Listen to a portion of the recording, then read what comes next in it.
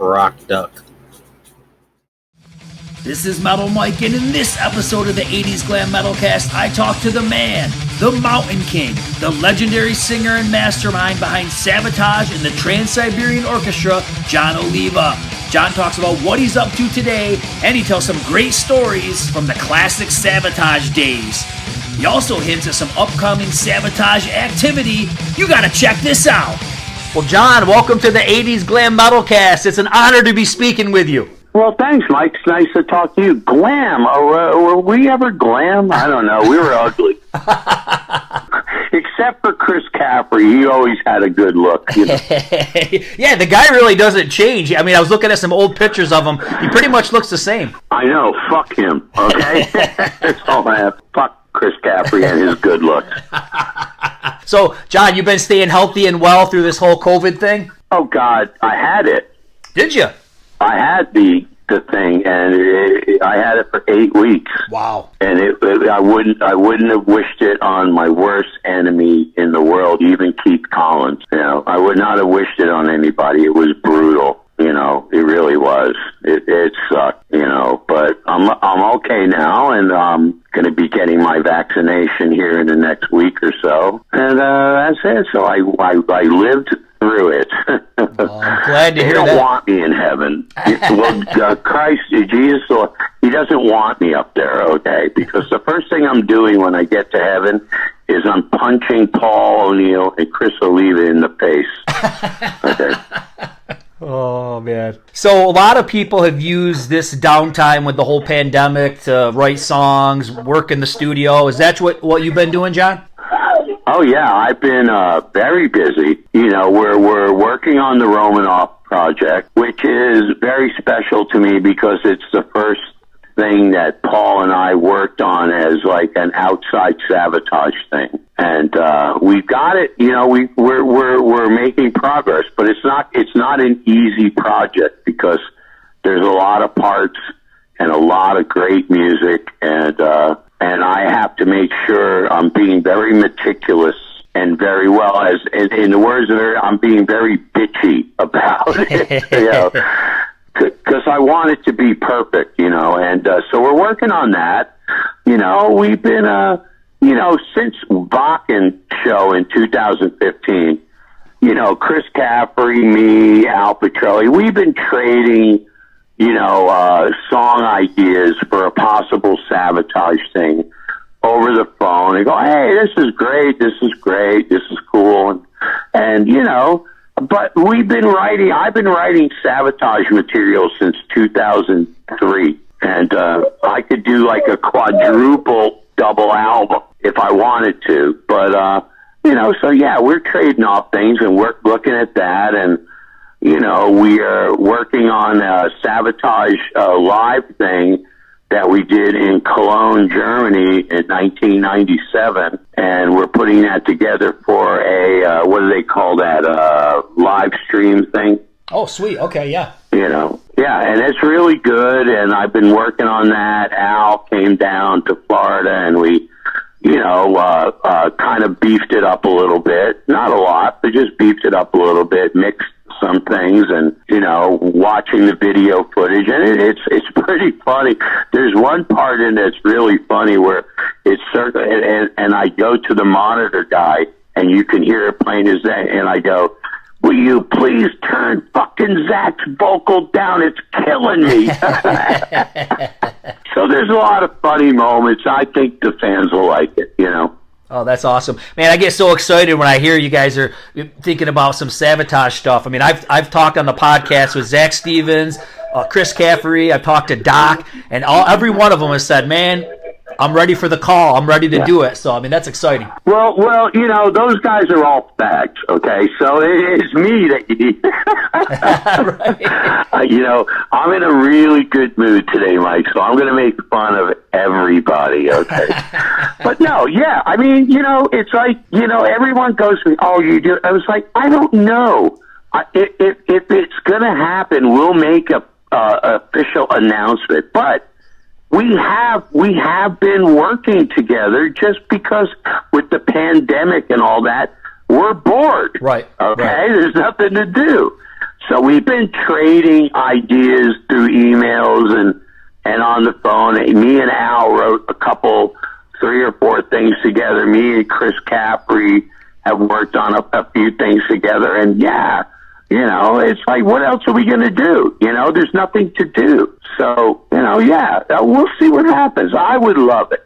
Personally, I would love it to do a Savatage thing, and, without giving away the baby, it's very possible. Awesome, man. We'll see what happens. Well, you just put me in a good mood too. I'm stoked.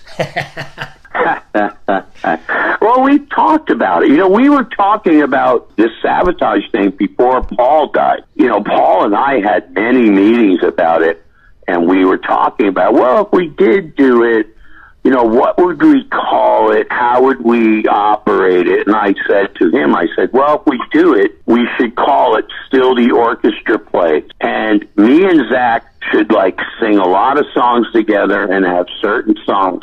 So it'd be the two lead singers and would feature all kinds of music, all the types of music. Because Savatage was never really one sort of bag. No.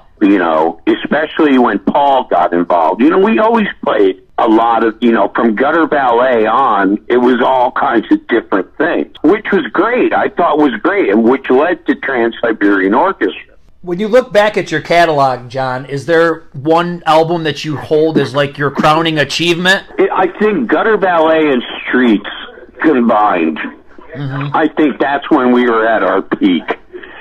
Okay, that's when the three, me, Chris, and Paul, that's when we were really working together. But we worked, we were working together, and the song Gutter Ballet, When the Crowds Are Gone, Temptation, Revelation, songs like that was like the hint, okay? And then when Streets came about, Paul was like, well, we're going to do this, John. We're going to do this rock opera about this guy. And I'm like, oh, this guy's insane. Are you kidding me? Really? Are you fucking serious? And we did it. And I think it was the album that really highlighted the fact that Savatage was never just a heavy metal band. I always hated that term. I hated it. Because we played heavy metal songs, right? Yep. But we also played a lot of other stuff, But we were kind of cornered into that heavy metal thing, which I hated. I hated that. And then as time went, Chris passed away. That was a big thing. Paul and I sat down, and I said to Paul, you can't replace Chris Oliva. It's impossible. And he went to me, the first time he ever agreed with me about anything. He goes, John, you're right. So let's try some different stuff. I'm like, okay. In the Handful of Rain album, it was really just me and Paul. And then at the end, we brought Zach in to sing. And then we brought our friend Alex Skolnick in to play some solo. And to me, the very first Trans-Siberian Orchestra song that was ever written was Chance. Mm-hmm. That showed me that's where we're going to go. Okay. And that was the start of this whole TSO thing, was Handful of Rain. That thing, and Paul coming in to me saying oh, we're going to sing all these different things and mix them all together. And then I'm like, what the fuck is this guy talking about? I'm like, what are you talking about? But it worked, Yeah, I love Handful of Rain, and I guess I didn't really realize that it was just you doing most of the instruments, because, honestly, that speaks to what a great musician you are, because it sounds just like any other Savatage album, with the core music. Well, I had a lot of practice with Savatage, so, yeah, it was just me. I played the drums, the bass, all the rhythm guitars, all the keyboards, some lead guitar. And the lead guitar shit that I couldn't play, we brought Alex Skolnick in to play. But yeah, it was basically like my first solo, and I would write a song. I would get to the studio at noon, okay, and I would sit out on the back porch with my acoustic guitar, and that's how the song Handful of Rain was written. I was just out there fucking around, smoking a joint or whatever, And then Paul never showed up at the studio until like 6 o'clock at night. And he would walk in and order chicken. You know, he would go to the engineer and go like, "Get me chicken." And then he would go, "John, what do you got?" And I would sit there and play something for him that I was working on. And he would go, "That's brilliant. Let's record it." And I'm like, "Well, Paul, it's not even finished yet." He goes, "We're going to finish it right now." I'm like, "Oh, God, this album is going to suck." But it worked. It worked because you know what it was Chris had just passed away. It was a therapy for me, that album, because I was playing all Chris's guitars upside down. Okay, because I'm left-handed. And, you know, just holding one of his guitars in my hand alone was really weird, you know. And then the drums, I mean, I hadn't played the drums in a long time, you know, and I had to do the drums. Like Taunting Cobras took me, I don't know, about 4 weeks to play the drum part. I was like, I haven't played double bass drums in like 100 years. What are you guys doing to me? Yeah, that's got killer drums, man. But killer. It was a good, you know what, Mike? It was a good therapy for me. No, you know, I understand. Because I was not in a good place at that time. We talked about Gutter Ballet. I think that's one of my favorites too. Did you guys get a little nervous like at that point because, okay, here we're bringing in the piano and we're bringing in the ballads. Were you a little nervous that like the hardcore Savatage metal fans were going to be like, you know, what's this? Oh, we were petrified because we had just done Hall the Mountain King, which brought us back. And it sold really well. We had the video on MTV. I hosted the whatever that thing was, whatever the MTV thing was. And, you know, and it was, you know, we were back. And then all of a sudden, we went on tour with Ronnie Dio and Megadeth. And we got off of that, and Paul's like, "Well, it's time for a new album." And I'm like, "Well, man, we gotta top Mountain King." And he goes to me, we had a meeting, me, him, and my brother. And he goes, "John, Chris, listen, you guys are way beyond just a hard rock band." And he always knew that I was a big fan of the Beatles and of Queen. Mm-hmm. Those are like and Black Sabbath. Those were like my 3 mainstays. And he goes, "Why don't we, John, let's experiment. Let's go, you know, off and let's do a little bit more like Queen type of stuff, and we can still do like the Savatage stuff and the you know, all that." And he pushed us, you know. And the funny thing about Gutter Ballet that nobody knows about was we started the album and we did A Raging War, The Hounds, The Unholy, She's in Love. It was all like really heavy stuff. And he's going like, well, so Paul bought me tickets for Phantom of the Opera, okay, with Michael Crawford singing, because they were doing overdubs with it. So I went and I watched it, and it was right around the corner from the record plant. So I came back and I walked they were in the control. I walked out into the studio where John Lennon's piano was. Wow. Okay. And I didn't know it was John Lennon's piano until one of the technicians lifted up the top of the piano, and I saw John and Yoko Forever scratched in it with a knife. Okay. Well, that freaked the shit out of me. All right? I was like, you know, oh my God. I think. So, you know what happened is I sat down and I wrote the music for Gutter Ballet. Just right off, just wrote it. And Paul and Chris came running out of the control room, and they're going, "What the fuck is that? What is that?" "I don't know. I'm just making it up." And I didn't know what it was. And then the 3 of us sat there and we finished the song right there. Boom. Done. You know, and I was blown away. And then Paul said, "You have any other piano songs?" So I played him Temptation Revelation. And Chris was standing there with an acoustic guitar, and he just started playing, you know, riffs to that. And it was brilliant. I was like, wow, that's great. And then Paul goes, what else? And I started playing Crowds. But I had no words. I just was playing the chorus. I was singing something about my dog or something like, right. oh, my dog, he barks all the time. And it was, shit like, fucking Paul O'Neill sat there with a notebook and wrote the words for When the Crowds Are Gone in like 10 minutes and goes, John, sing these words. And I did it, and there it was. And that was a big lightning bolt in the brain. Wow, this is fucking cool, And that was the start of it. That led to Streets, and then led to Handful and Dead Winter Dead and all that stuff. Yeah, it sounded like, you guys were a magic writing combination. You made killer albums together. So was that kind of how it worked? Would you be the music guy? Paul was the lyrics. Chris did music. What was the normal, or did it differ from song to song? Well, what really, my brother Chris, God rest his soul, I miss him so much. My brother Chris was a great riff guy. Okay.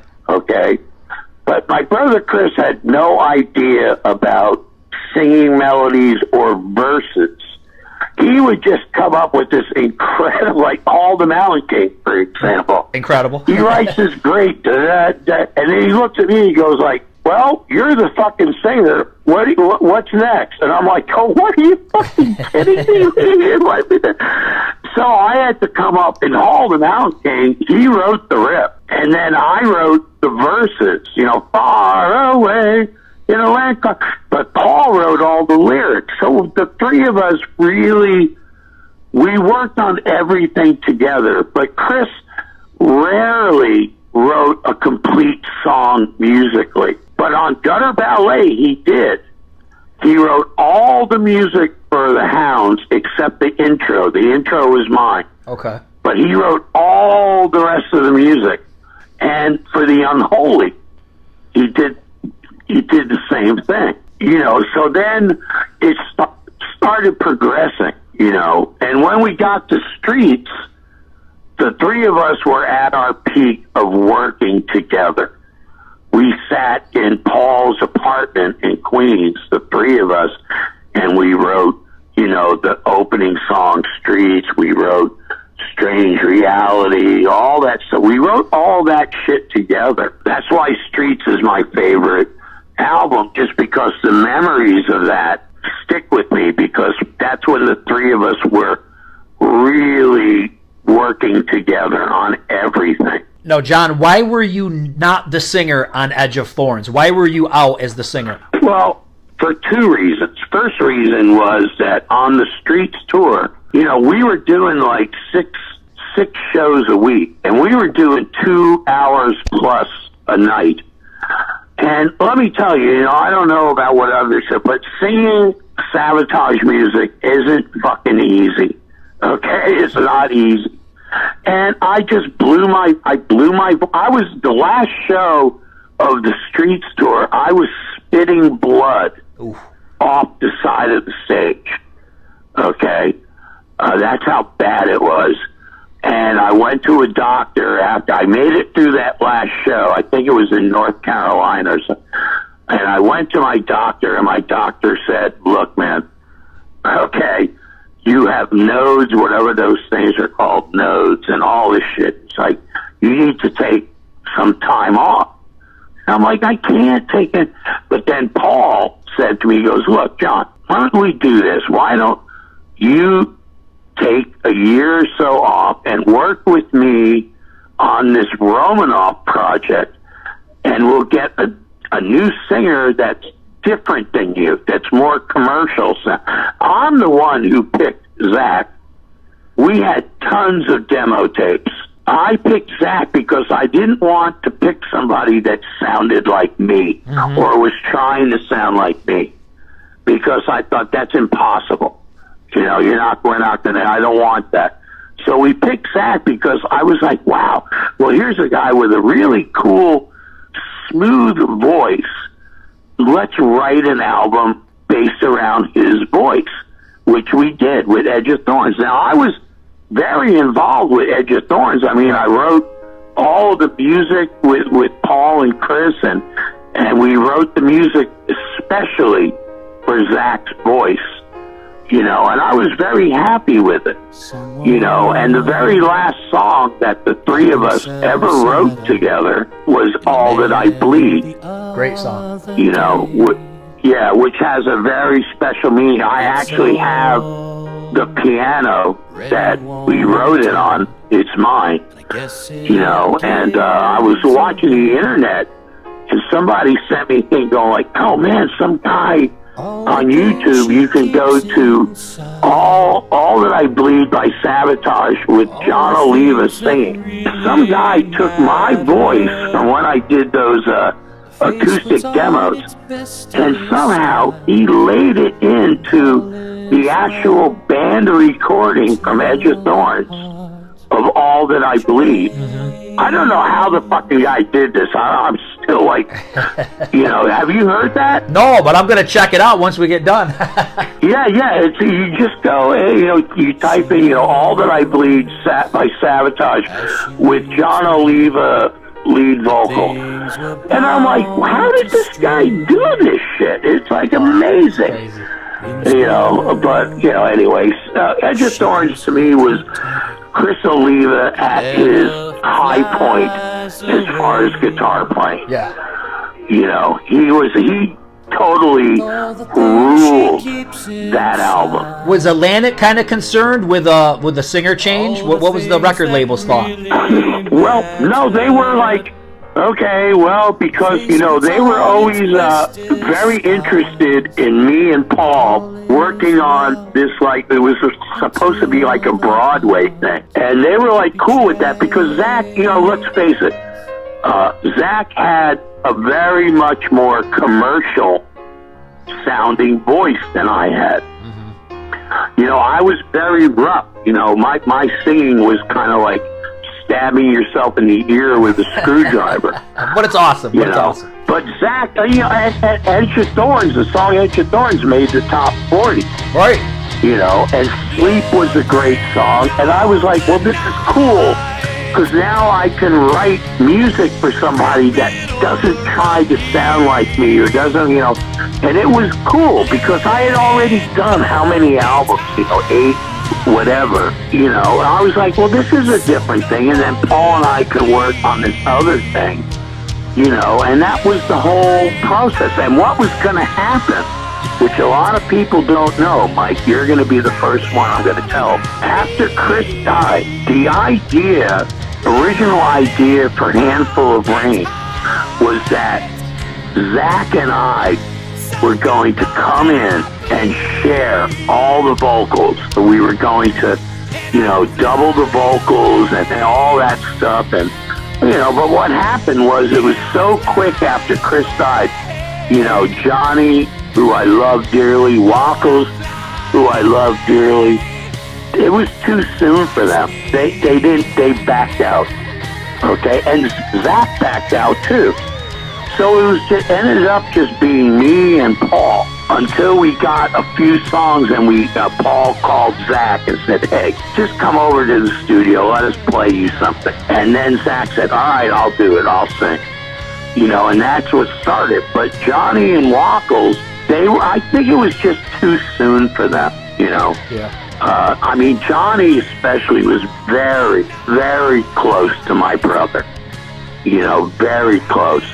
And Wackles was kind of like, you know, he was having hearing issues, you know, and stuff like that. I just think they were just like, well, Chris is gone, you know, fuck it, you know. Right.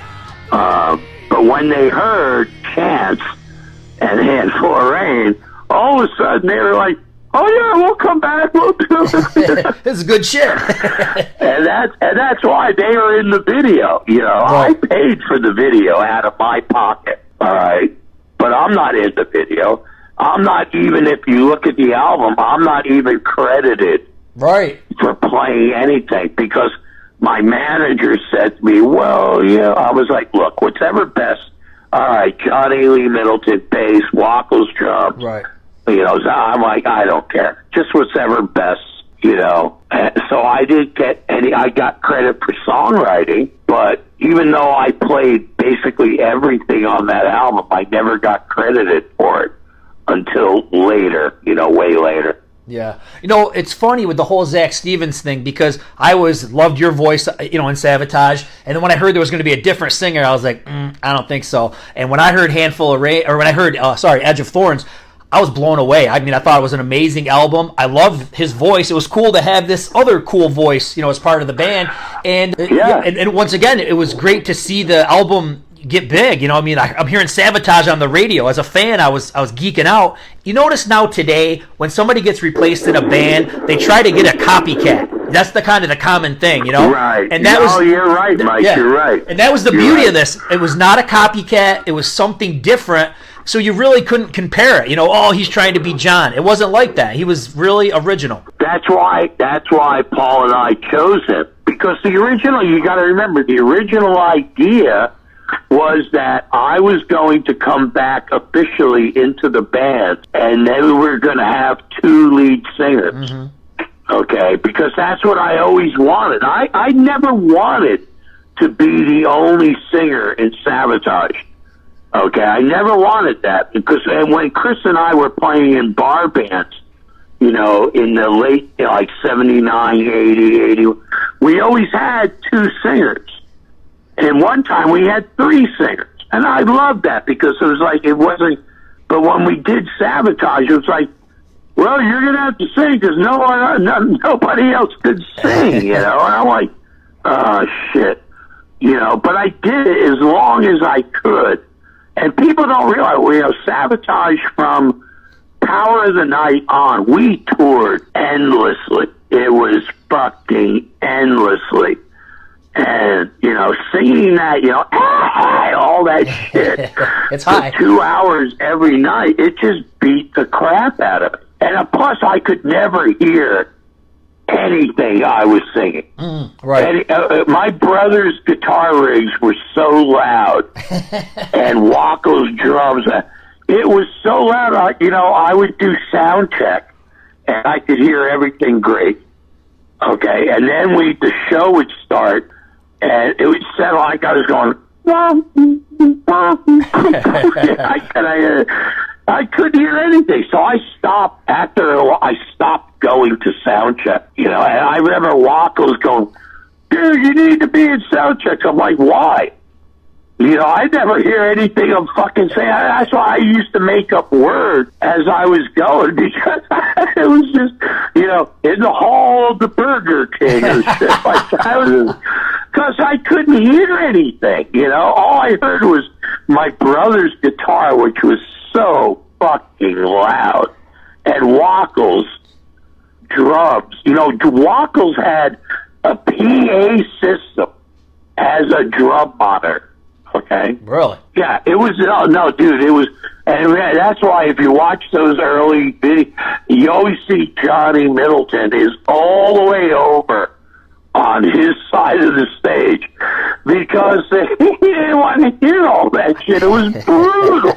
You know, it was fucking brutal. You know, but I made it through it, you know. Now, John, when you get to the 2000s, once you're working with Zach on Circle to Circle, Watching in Silence. Caffery does a solo album, you sing on it. Then you do Taj Mahal. All this stuff sounds very Savatage-like. Why not do a Savatage album at that point and combine all this stuff? We weren't allowed. Okay. Contractually, okay, we weren't allowed. So we all did our own thing. You know, the Taj Mahal album, which I'm very fond of. Yeah, I love it. That was like kind of like my answer, you know, like Guardian of Forever and songs like that. I mean, it's Savatage. Well, why does it sound like Savatage? Because it's the same fucking idiot writing the songs. You know, right. And I was like, I would read reviews. Well, it sounds too much like Sam. Well, what did you expect it to sound like? The fucking Monkees? You know? Yeah, I love it. Especially Nowhere to Run. Yeah, that's a good one. Yeah, I love that song. There were a lot, there were a lot of good songs on that album. Walk Alone. Yeah. Fly Away. Yeah. A lot of those songs were written to be Savatage songs. Yeah, you can tell. Yeah, but we weren't allowed to do a Savatage album, so I'm like, well, fuck it, I'll do them on my own. Who wouldn't allow you? The label? Who wouldn't allow it? Yeah, the label. We were in heavy contract arguments with Atlantic Records at that time, and Paul was going well, they're going to do this, they're going to do that. I'm like, well, fuck it, whatever. I'll just put my own little band together and I'll do it on my own, which is what I did. We'll end it off with TSO, and for me, I always, to this day, if Christmas Eve Sarajevo comes on the radio and they say it's TSO, I always tell my kids and my wife, that's Savatage. I'm like I'm like a broken record. But one thing I can say is that, well, it is. Mike. Mike, it is Savatage. Okay, it is, and it came out on Dead Winter Dead. And the funny story about that song was when Paul played me a cassette demo that him and Bob Kinkle were working on of that song. And it didn't have any drums on it. It didn't have any distorted guitars. It had sleigh bells, okay? And Paul, I looked at Paul and I go Paul, he's going to me, he's like, John, this is a hit. And I'm like, Paul, what are you trying to make me a heavy metal Santa Claus? No, I'm not doing it, okay? And we fought for weeks and weeks, and then finally he came to me and he said, John, can you make this song Savatage? And I said, well, if you let me, give me 2 days in the studio and just stay away. And I went in the studio, and the first thing I did was I wrote the drum part, all the bum, bum, bum, bum, bum, bum. Yeah. And then I put, heavy metal guitars on. And now and on, I didn't write any of the lead guitar stuff, all that, whatever.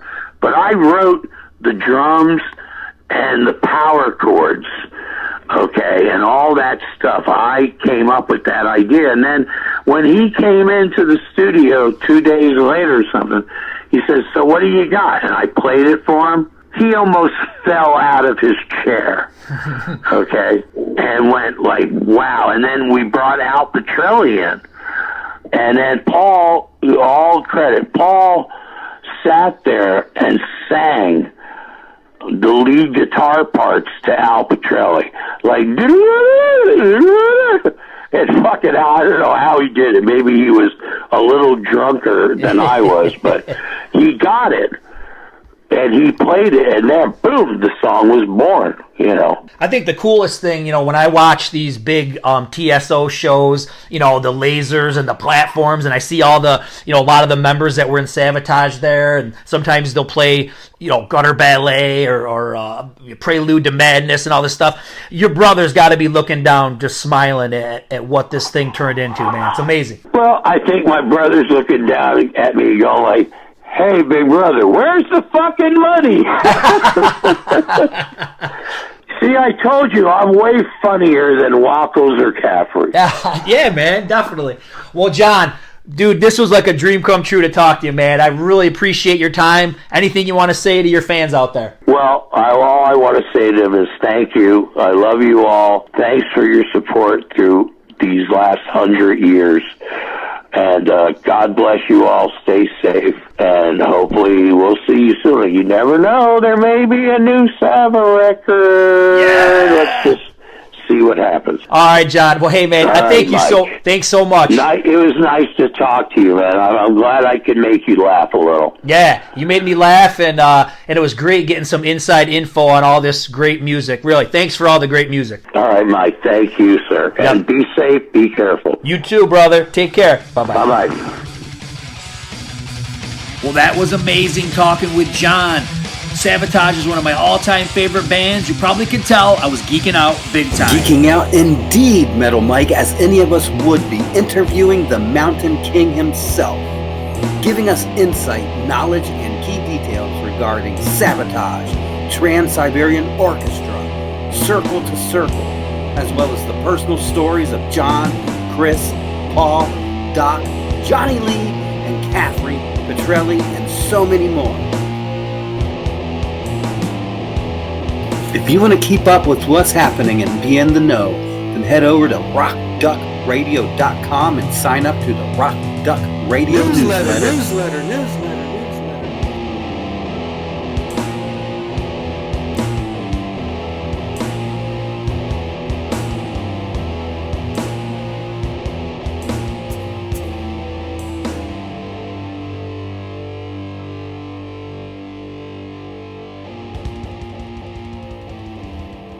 Rock. Duck off!